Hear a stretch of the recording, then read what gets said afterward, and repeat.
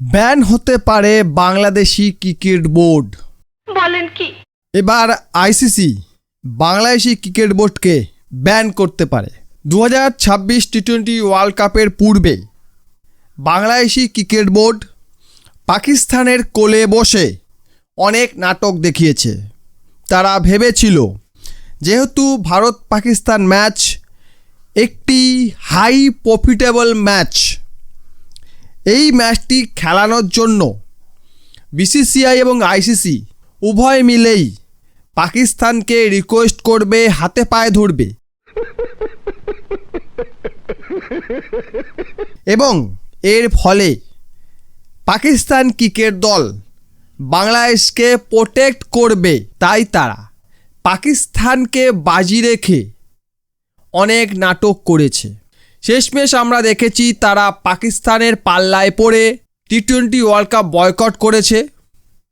এবং পাকিস্তান তারা কি করেছে, বাংলাদেশকে কথা দিয়েও কথা রাখেনি। মানে তারা বাংলাদেশকে বলেছিল আমরা টি-20 ওয়ার্ল্ড কাপ খেলবো না, আমরা ভারতের সঙ্গে টি-20 ম্যাচ খেলবো না। শেষমেশ আমরা দেখলাম তারা পুরো টুর্নামেন্টটাই খেললো। শোনা গো, আমার খুব কষ্ট হচ্ছে বলো। এবং বাংলাদেশের ওপর ভয়ানক ক্রিকেটিং ব্যান নেমে আসছিল, কিন্তু পাকিস্তান সেটাকে আটকে দিয়েছিল। বলেছিল যদি বাংলাদেশের ওপর কোনো ব্যান লাগানো হয় তাহলে আমরা খেলবো না। ওই সময় আইসিসি পাকিস্তানের দাবি মেনে নিয়ে বাংলাদেশের ওপর থেকে সমস্ত রকম শাস্তি সরিয়ে নিয়েছিল।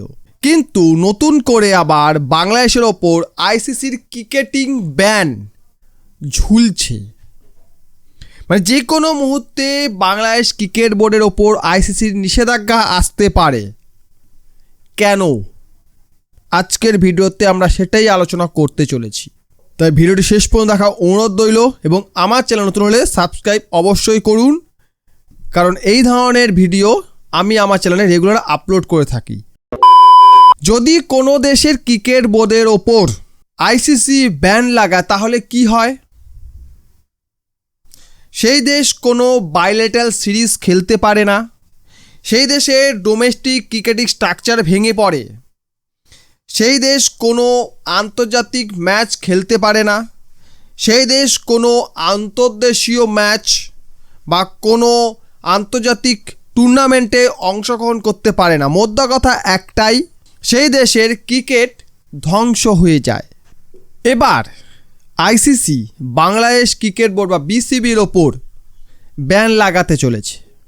এর কারণ কিন্তু ওয়ার্ল্ড কাপ বয়কট নয়।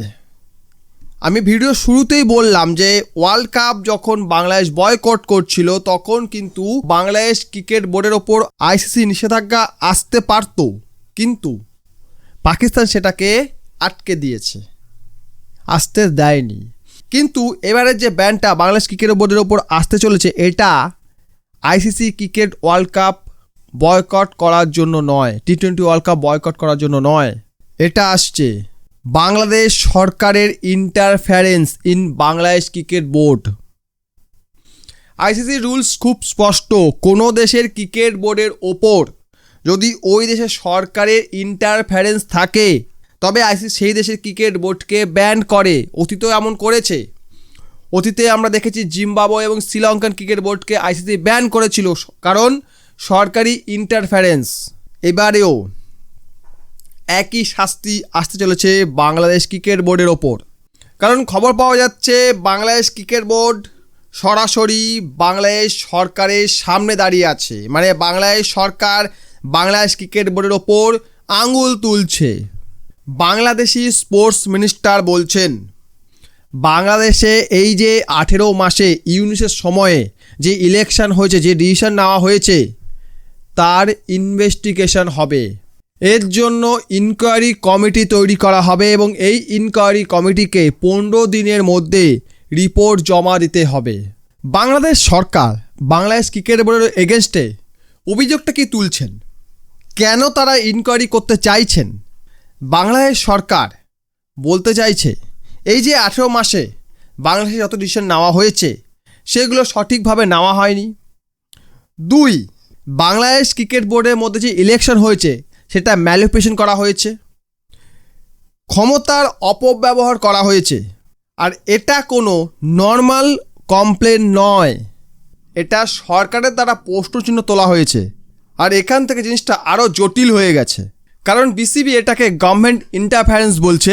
আর আইসিসির নিয়ম অনুযায়ী কোনো ক্রিকেট বোর্ডের ভেতরে গভর্নমেন্টের ইন্টারফারেন্স অ্যালাউ নেই, বোর্ডকে অটোনোমাস থাকতে হয়। আর এর মানে হলো বাংলাদেশ ক্রিকেটের ওপর সত্যি রিস্ক রয়েছে। আর এখন এমন অবস্থা হয়ে গেছে, পাকিস্তানও বাংলাদেশকে বাঁচাতে পারবে না। রিস্কটা এতটাই বেশি, বিসিবি অর্থাৎ বাংলাদেশ ক্রিকেট বোর্ড আইসিসি অফিসারদের সঙ্গে কথা বলা শুরু করে দিয়েছে যাতে তাদের ওপর ব্যান না লাগানো হয়। ভাই মজা আয়া। কিন্তু আইসিসি স্পষ্ট জানিয়ে দিয়েছে, যদি এই ইন্টারফারেন্স কন্টিনিউ হয় তাহলে কিন্তু আইসিসি বাংলাদেশ ক্রিকেট বোর্ডের ওপর ব্যান লাগাবে। এরই মাঝখানে তামিম ইকবাল, বাংলাদেশের এক্স ক্যাপ্টেন, তিনি অভিযোগ করেছেন বিসিবি প্রেসিডেন্ট তার ক্ষমতার অপব্যবহার করেছে, নমিনেশনের ডেট এক্সটেন্ড করেছে, ইলেকশন ইনফ্লুয়েন্স করার চেষ্টা করেছে, তার মনোনীত মানুষকেই নমিনেশন জমা দিতে দিয়েছে, এরকম বহু অ্যালিগেশন লাগিয়েছে এবং এটা আইসিসি খতিয়ে দেখছে। কিন্তু বিসিবি প্রেসিডেন্ট এটাকে সম্পূর্ণরূপে অস্বীকার করেছে। কিছু বাংলাদেশি ক্রিকেট ক্লাব বাংলাদেশি বর্তমান ক্রিকেট বোর্ডকেই ইললিগ্যাল বলে দিয়েছে। কিছু ক্লাব ঢাকা লিগকে বয়কট করেছে। মানে পরিস্থিতি এমন হয়ে গেছে, কেউ অভিযোগ তুলছে, কেউ বয়কট করছে।